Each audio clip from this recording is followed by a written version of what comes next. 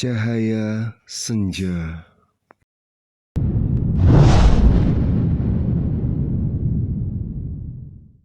Yuk jadi bagian dari dakwah kami. Dukung operasional dakwah dan sosial kami, raih pahala amal jariah yang terus mengalir sampai hari kiamat. Innal hamdalillah, segala puji dan puja kehadirat Allah. Nahmaduhu wa nasta'inuhu wa nastaghfiruh. Hanya kepadanya kita memuji, meminta pertolongan serta bertaubat dari dosa-dosa kita. Wa na'udzu billahi min syururi anfusina, dan hanya kepada Allah pula kita meminta agar dijauhkan dari keburukan-keburukan diri kita. Wa min sayyiati a'malina, dan dari segala dosa yang pernah kita lakukan. May yahdihillahu fala mudhillalah, barang siapa yang telah Allah berikan petunjuk maka tidak akan pernah sesat selamanya. Wa may yudlilhu fala hadiyalah, dan barang siapa yang telah Allah sesatkan maka tidak akan mendapatkan petunjuk selamanya. Asyhadu an la ilaha illallah wahdahu la syarikalah, wa asyhadu anna Muhammadan abduhu wa rasuluh. Saya bersaksi tidak ada Tuhan yang berhak disembah kecuali Allah, dan Muhammad benar-benar hamba juga utusannya. Allah mengingatkan dalam kitabnya, ya ayyuhalladzina amanu taqullaha haqqa tuqatih wa la tamutunna illa wa antum muslimun. Hai sekalian orang-orang yang beriman, bertakwalah kepada Allah sebenar-benar takwa, patuh, tunduk kepada satu-satunya pencipta segala sesuatunya, dan jangan sekali-sekali meninggal dunia kecuali dalam keadaan Islam.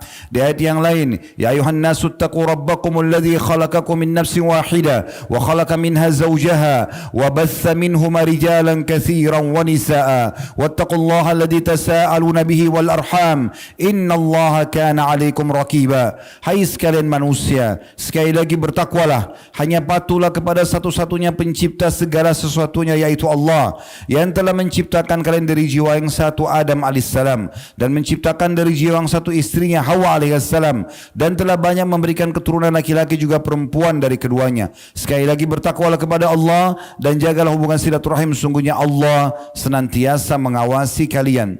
Di ayat yang ketiga, Allah juga mengingatkan, ya ayyuhalladzina amanu taqullaha wa qulu qawlan sadida yuslih lakum a'malakum wa yaghfir lakum dhunubakum wa may yuti'illaha wa rasulahu faqad faza fawzan 'azima. Hai sekalian orang-orang yang beriman, sekali lagi bertakwalah kepada Allah dan ucapkanlah kalimat yang benar, jujurlah, niscaya Dia akan memperbaiki amal-amal perbuatan kalian, mengampuni dosa-dosa kalian. Barang siapa yang mentaati Allah dan Rasulnya, sungguh dia telah mendapatkan kemenangan yang besar. Amma ba'd, fa inna asdaqal hadits kitabullah. Kita tahu sebaik-baik rujukan umat Islam dalam segala lini kehidupan mereka yaitu kitabullah, Al-Quran. Wa khairu hadi Muhammadin sallallahu alaihi wa ala alihi wa sahbihi wasallam, dan sebaik-baik petunjuk selain Al-Quran adalah petunjuk Nabi besar Muhammad sallallahu alaihi wa ala alihi wa sahbihi wasallam. Wa syarrul umuri muhdatsatuha, dan seburuk-buruk perbuatan dalam hal ibadah yang tidak punya rujukan dari keduanya, Al-Quran dan Sunnah. Fa inna kulla muhdatsin bid'ah, semua ibadah yang tidak punya rujukan dikenal dengan perbuatan baru dalam agama. Wa nabilatin dhalalah, dan perbuatan baru itu akan membawa pelakunya pada kesesatan, dan kesesatan akan membawa pelakunya ke dalam api neraka. Saudaraku seiman rahimani wa rahimakumullah, ada sebuah kata kunci, password, di mana setiap muslim kalau memahami masalah ini, atau yang sudah memahami bagaimana mereka istiqamah untuk menjaganya, dipastikan apapun yang dia harapkan, apapun yang dia butuhkan dari nikmat, dan juga apa yang dia butuhkan jadi jalan keluar dari setiap permasalahan dia hadapi, akan terpenuhi. Iya saudaraku seiman, itu adalah syukur. Begitu banyak kita dengarkan dari lisan para da'i menyebutkan tentang masalah syukur. Mungkin seringkali lisan kita mengatakan bersyukurlah, atau kita pun kadang-kadang mengucapkan kalimat alhamdulillah. Tapi permasalahannya, banyak orang yang belum memahami tentang makna secara dalam tentang makna syukur ini, dan juga belum istiqamah, sehingga mereka hanya bersyukur di saat yang dilihat depan mata yang dia anggap nikmat. Kalau seandainya Allah Kalau seandainya Allah subhanahu wa ta'ala memberikan kepadanya sebuah sepeda motor, namun harapan dia adalah sebuah mobil, maka dia tidak akan pernah bersyukur, karena bagi dia motor belum sebuah nikmat.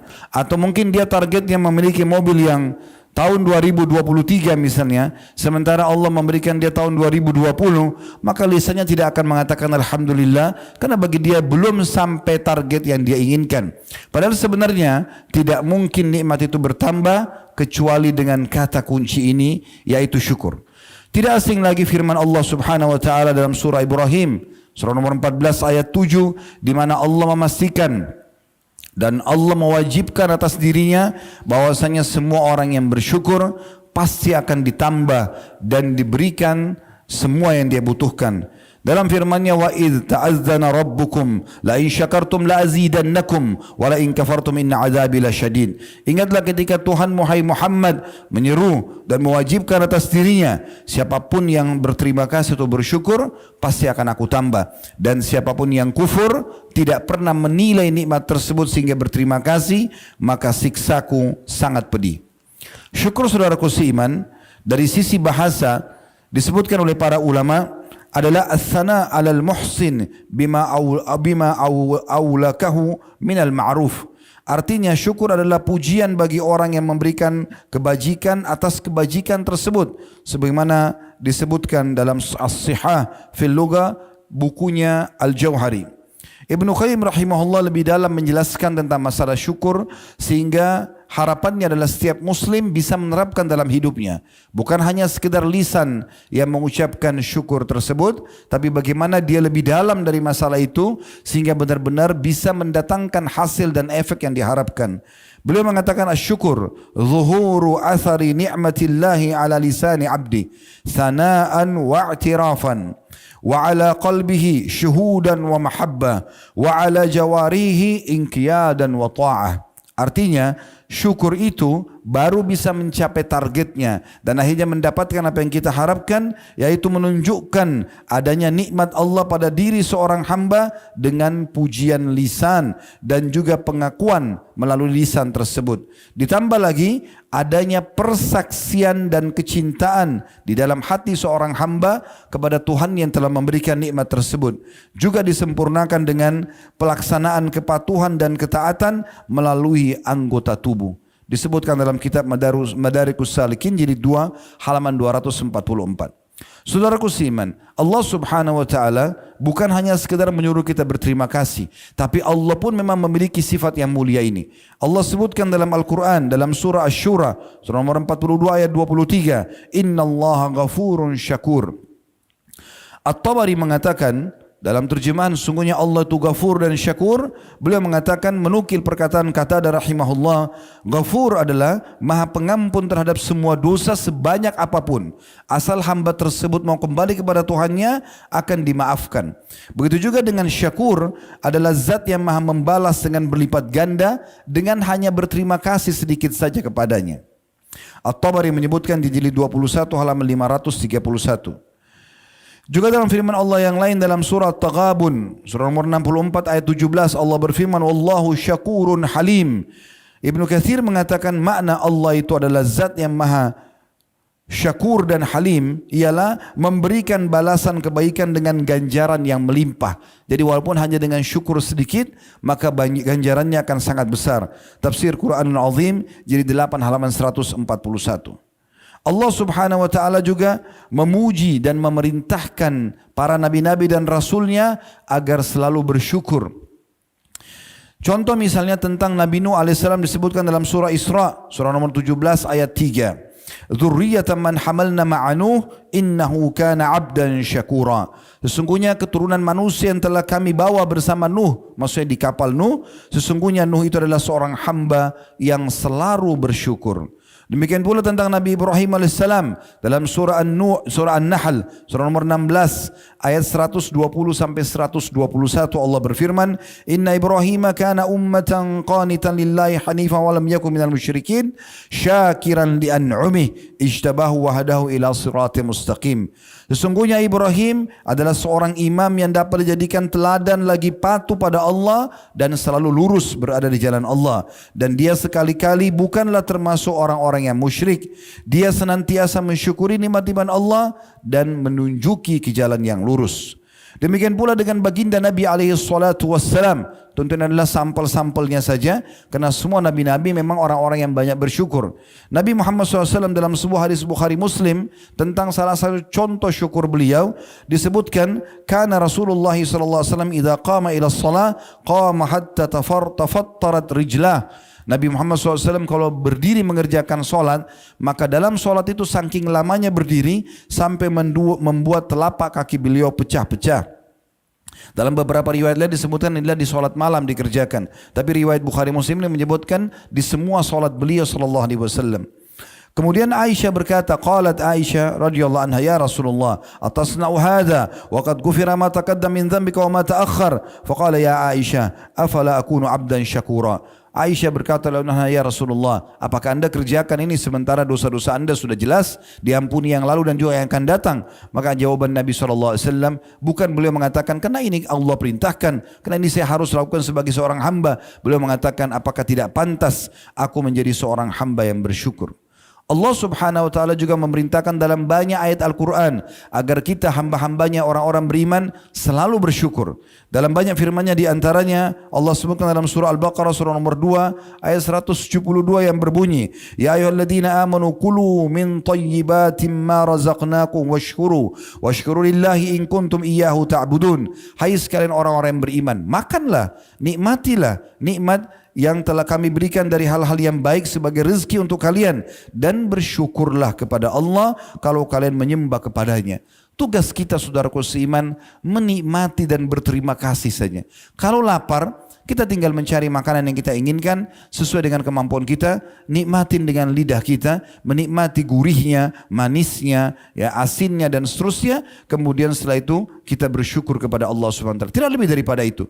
Makanan tersebut kalau sudah lewat ukuran sepertiga dari jari kita pun di tenggorokan, kita sudah tidak pernah punya andil dalam makanan tersebut. Semuanya sudah teratur rapi. Ibarat tubuh kita ini sebuah pabrik yang sangat besar, memiliki jutaan lift yang sudah akan membawa komponen-komponen makan tersebut yang dibutuhkan oleh tubuh sebagai nutrisi dan juga yang tidak dibutuhkan sebagai kotoran yang akan dibuang oleh manusia.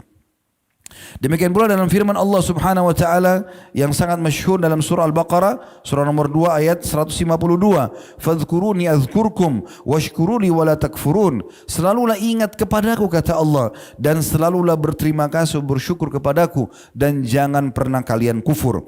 Makna kufur adalah memungkiri nikmat Allah subhanahu wa ta'ala atau mengecilkannya sehingga seakan-akan dia bukan sebuah nikmat. Banyak orang menganggap bahwasanya sakit itu adalah murni cobaan. Padahal sebagian ulama salaf memandangnya adalah sebuah nikmat yang besar, karena dengan sakit dia bisa memahami makna kesehatan itu. Begitu juga dengan lapar. Dengan lapar kita bisa merasakan nikmatnya makanan tersebut. Kalau orang sudah kenyang, dihidangkan makanan seenak apapun, dia tidak akan merasakan kenikmatannya. Ternyata lapar bukan cuma sekedar murni sebuah cobaan, tapi juga langkah untuk bisa menikmati nikmat yang sedang ada sehingga kita bersyukur. Demikian juga dengan haus, demikian juga dengan capek. Semuanya itu adalah sebuah langkah-langkah dan upaya dari Allah subhanahu wa ta'ala agar hambanya bersyukur kepadanya. Demikian juga Allah subhanahu wa ta'ala menyebutkan dalam surah Az-Zumar surah nomor 39 ayat 7, wa in tashkuru yardahu lakum. Kalau kalian berterima kasih maka dia akan ridha kepada kalian. Makna Allah ridha, Allah akan penuhi semua kebutuhan kalian, Allah akan maafkan kesalahan kalian, Allah akan berikan solusi dari masalah-masalah kalian. Allah juga menyebutkan dalam surah An-Nahl surah nomor 16 ayat 78, wallahu akhrajakum min butuni ummahatikum la ta'lamuna syai'a wa ja'ala lakumus sam'a wal absara wal af'idata la'allakum tashkurun. Allah lah satu-satunya yang telah membuat kalian lahir keluar dari perut ibu kalian sementara kalian tidak mengetahui apa-apa, dan dialah yang telah menjadikan untuk kalian pendengaran, penglihatan dan hati nurani agar kalian bersyukur.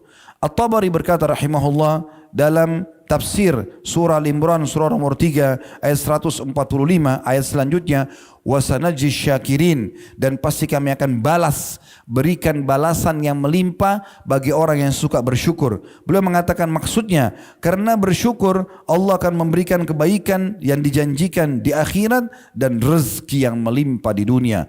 Tafsir yang diambil dari At-Tabari jilid 7 halaman 263. Kemudian Allah subhanahu wa ta'ala juga memastikan dalam surah An-Nisa surah nomor 4 ayat 147. Kalau orang bersyukur bukan hanya sekedar diberikan nikmat, tapi akan diselamatkan dari siksaan. Sebagaimana Allah berfirman, ma yaf'alullahu bi'adzabikum in syakartum wa amantum. Bagaimana bisa Allah menyiksa kalian sementara kalian masih bersyukur dan beriman? Tidaklah Allah subhanahu wa ta'ala akan menyiksa kalian, itu maknanya bila kalian bersyukur dan juga beriman. Dan dalam nikmat ini Allah subhanahu wa ta'ala menyuruh dalam firman yang lain agar kita selalu menyebut-nyebutnya. Dalam surah Ad-Duha yang masyhur, surah nomor 93 ayat 11, wa amma bi ni'mati rabbika fahaddits. Dan nikmat-nikmat yang diberikan oleh Rabbmu, perbanyaklah menyebutnya. Artinya berterima kasih kepadanya dan juga menyebutnya di depan makhluk bahwasanya ini nikmat Allah yang melimpah diberikan kepadaku. Kita akan sempurnakan teman-teman sekalian, saudaraku seiman, khutbah ini dengan cara bersyukur. Ini yang poin terpenting dalam masalah khutbah Jumat ini, agar setiap orang di antara kita bubar dari khutbah Jumat ini dan membawa hadiah penting ini, bahwasanya syukur itu seperti ini caranya, bukan hanya sekedar lisan. Tadi sudah dijelaskan perkataan Ibnu Qayyim rahimahullah, tapi ada beberapa hal yang akan kita susunkan poin demi poin. Semoga Allah ikhlaskannya dan Allah jadikan sebagai pegangan hidup kita. Yang pertama teman-teman sekalian, mensyukuri dengan lisan. Ini yang paling sering kita ketahui tentunya, yang paling dasar. Lisan selalu alhamdulillah. Dalam sebuah riwayat yang sahih disebutkan, Nabi SAW kalau sedang diuji oleh Allah, beliau mengatakan alhamdulillah ala kulli hal. Segala puji bagi Allah atas setiap keadaan. Lagi diuji masih bersyukur. Dan kalau nikmat melimpah, beliau mengatakan alhamdulillahilladzi bi ni'mati tatimmus shalihat. Segala puji bagi Allah yang semua kebaikan tersempurnakan dengan izinnya. Juga dalam sebuah riwayat yang sahih disebutkan, kata Nabi SAW, man qala hina yusbih, siapa yang membaca pada saat tiba di pagi hari, Allahumma ma asbaha bi min ni'matin aw bi ahadin min khalqika faminka wahdaka la syarika lak falakal hamdu wa lakas syukur faqad adda syukra yaumihi wa man qala hina yumsi faqad adda syukra lailatihi. Hadis hasan diriwayatkan oleh Abu Daud. Terjemahannya, ya Allah, atas nikmat yang engkau berikan pada hari ini dan engkau berikan kepada salah satu dari hambamu, maka sungguh nikmat itu semuanya dari sisimu dan tidak ada sekutu bagimu, serta segala puji dan syukur atau berterima kasih hanya untukmu. Kata Nabi SAW, orang kalau ucapkan ini sekali pagi ataupun sekali sore, maka dia telah memenuhi harinya dengan syukur kepada Allah. Yang kedua, saudaraku seiman, menggunakan nikmat itu pada ketaatan. Ini poin sangat penting. Bagaimana mata yang Allah berikan sehingga kita bisa melihat digunakan untuk melihat yang Allah halalkan. Telinga mendengar yang Allah halalkan. Lisan mengucapkan apa yang Allah bolehkan. Tangan menjama apa yang dibolehkan. Kemaluan juga menyentuh yang dibolehkan. Kaki melangkah kepada tempat yang dibolehkan. Semua kita gunakan dalam ketaatan. Dan bukan termasuk syukur terhadap nikmat. Orang mengatakan dengan lisannya alhamdulillah, tapi tubuhnya melakukan kemaksiatan kepada Allah subhanahu wa ta'ala. Tentu teman-teman sekalian, di saat kita sedang mempelajari hal seperti ini, kita sedang berbicara hari ini, detik ini ke depan. Setiap pengajian, khutbah yang disampaikan, maka sedang memberikan peringatan di saat itu. Tujuannya untuk memperbaiki ke depan. Kita bukan sedang berbicara sesuatu yang lalu. Kalau ada seseorang antara kita di sini yang hadir, mungkin pernah menggunakan anggota tubuhnya dalam kemaksiatan, dia tinggal taubat nasuha kepada Allah SWT. Tapi yang penting adalah setelah mendengarkan poin ini, ilmu ini diterapkan ke depannya, sehingga tidak lagi menggunakan anggota tubuhnya dalam kemaksiatan kepada Allah Subhanahu wa taala. Karena tidak termasuk berterima kasih pada seseorang kalau kita kerja di satu lembaga misalnya, lalu kemudian semua fasilitasnya kita malah gunakan untuk kelalaian, kita malah membuat merusak citra pemilik perusahaan, maka itu bukan tanda berterima kasih. Tapi termasuk berterima kasih adalah kalau seseorang telah diberikan fasilitas, dia malah menggunakan dan memberikan hasil kerja dia dan kerja dia yang terbaik, maka itu orang yang berterima kasih tentunya.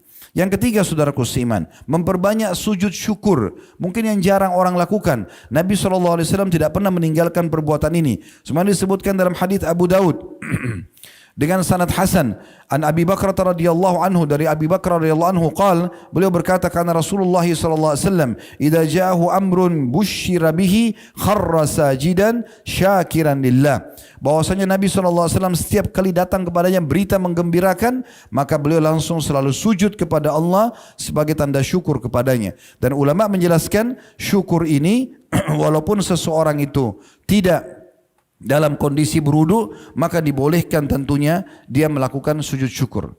Yang keempat, memiliki sifat qanaah. Qana berarti merasa cukup dan membesarkan nikmat yang sedang ada. Walaupun hanya sepiring nasi dengan sepotong tempe misalnya, besarkan nikmat itu. Pikirkan dan bayangkan berapa banyak orang di luar sana untuk mendapatkan porsi yang sama tidak bisa. Nabi SAW mengingatkan dalam sebuah hadis yang sahih.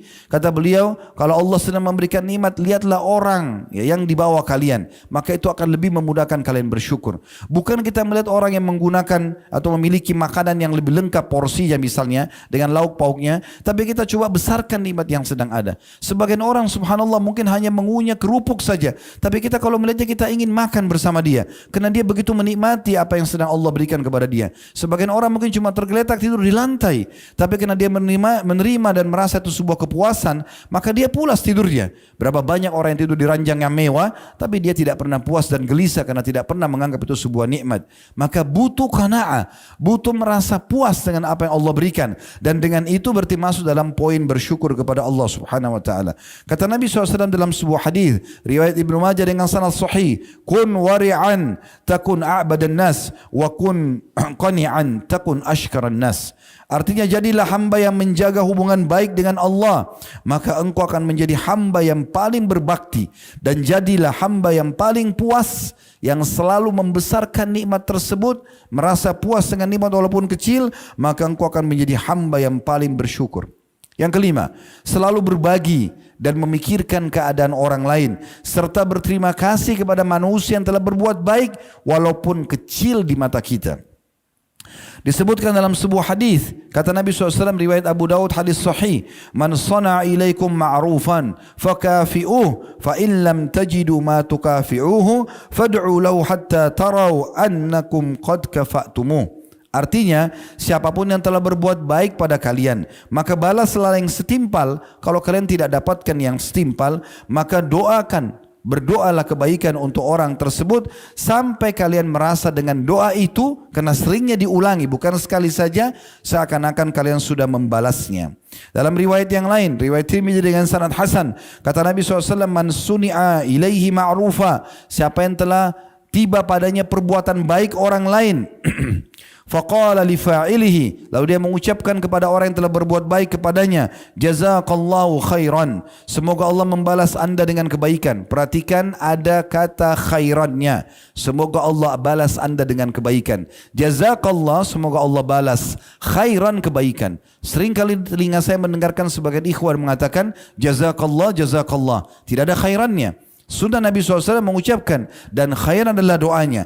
Siapa yang mengucapkan kepada pemberi kebaikan tersebut, jazakallahu khairan, semoga Allah membalas anda dengan kebaikan, faqad ablaga fis sana, sungguh dia telah memberikan pujian yang sangat luar biasa. Juga Nabi SAW memastikan orang yang tidak berterima kasih pada manusia tidak membalas kebaikan orang lain, dimulai dari orang yang paling berjasa dalam hidup kita, yaitu kedua orang tua kita, kemudian siapapun dari kerabat-kerabat, orang-orang terdekat kita yang sudah memiliki jasa yang baik kepada kita, kemudian selanjutnya kepada orang-orang yang jauh pun, yang kita tidak kenal, mungkin hanya sekedar memberikan seteguk air misalnya pada saat kita sedang dahaga, memberikan kita kesempatan untuk duduk di sebuah tempat padahal dia sedang duduki misalnya, ataupun dia perlu, maka orang yang tidak berterima kasih dan menilai itu berarti belum berterima kasih pada Allah Subhanahu wa taala. Sabda Nabi SAW dalam hadis riwayat Tirmidzi dengan sanad hasan sahih, man la yashkurun nas la yashkurullah, siapa yang tidak bisa berterima kasih pada manusia, menilai kebaikan mereka, maka tentu saja dia belum berterima kasih kepada Allah. Oleh karena itu Ali radhiyallahu anhu mengatakan, saya akan siap menghamba, mengabdi pada seseorang yang mengajarkan kepadaku satu buah huruf, apalagi kalau guru kita yang sudah mengajarkan kepada kita banyak sekali ilmu. Begitu juga Umar bin Khattab radhiyallahu anhu mengatakan, saya akan terus berterima kasih seumur hidup saya pada seseorang yang mengingatkan tentang satu kekurangan saya.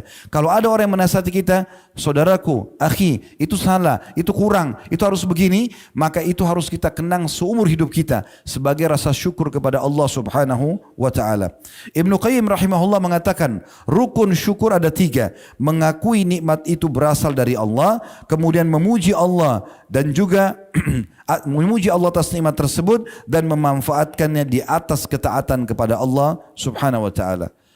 Dalam hal menyebut dan menilai syukur yang atau nikmat yang kecil ini sehingga akhirnya kita menganggapnya sebagai sebuah besar, itu dalilnya adalah hadis riwayat Ahmad dan dihasankan oleh Syekh Albani, kata Nabi SAW, man la yashkurul qalil man lam yashkurul qalil lam yashkurul katsir. Siapa yang tidak coba berusaha berterima kasih dan bersyukur terhadap hal yang kecil, baik itu sama manusia berterima kasih padanya atau kepada nikmat Allah yang mungkin kecil di mata dia, maka pastikan dia tidak akan pernah berterima kasih pada hal yang besar. Ibnu Hazm rahimahullah juga mengingatkan sebuah statement penting berhubungan dengan masalah ini. Beliau mengatakan kullu nikmatin la tuqarribu minallahi azza wa jal fahuwa baliyah atau musibah. Semua nikmat yang tidak bisa membawa seorang hamba lebih dekat kepada Allah, maka pastikan itu adalah sebuah musibah. Diambil dari Hilyatil Awliya jadi 1 halaman 497. Makna daripada perkataan Ibnu Hazm rahimahullah adalah menguatkan apa yang sudah kita jelaskan tadi, kalau seorang hamba harusnya menggunakan nikmat tersebut di dalam ketaatan kepada Allah Subhanahu wa taala. Kemudian juga Al-Baihaqi meriwayatkan sebuah riwayat yang menarik untuk ditambahkan di sini sebagai penutup adalah sabda Nabi SAW, la yarzuqullahu abdan la yarzuqullahu abdan syukra fayuhrimuhu az-ziyadah. Atau artinya, itu kurang lebih artinya, Allah tidak akan mungkin memberikan kesempatan seorang hamba berterima kasih sementara Allah mengharamkannya dari tambahan. Artinya dipastikan akan ada tambahan. Al-Hasan Basri rahimahullah berkata, sungguhnya Allah memberi nikmat kepada siapa saja yang dia kehendaki. Jika seseorang tidak mensyukurinya, maka akan berbalik menjadi siksa. Bahkan Nabi SAW mengatakan dalam sebuah hadis yang sahih, kalau engkau melihat nikmat Allah melimpah pada seorang hamba yang melakukan kemaksiatan, ketahuilah itu adalah salah satu tahapan siksaan. Dan hati-hati teman-teman sekalian, dari banyaknya rezeki yang tertahan dari Allah Subhanahu wa taala tidak diberikan kepada seorang hamba justru karena dosa yang dia lakukan. Oleh karena itu jangan pernah gunakan nikmat dalam kemaksiatan kepada Allah. Sebagaimana hadis riwayat Ibnu Majah, kata Nabi SAW, wa inna rajula la yahrumur rizqa bidzambi yusibu. Sesungguhnya seseorang bisa saja terharamkan dari rezeki yang harusnya dia dapatkan karena dosa yang dia lakukan.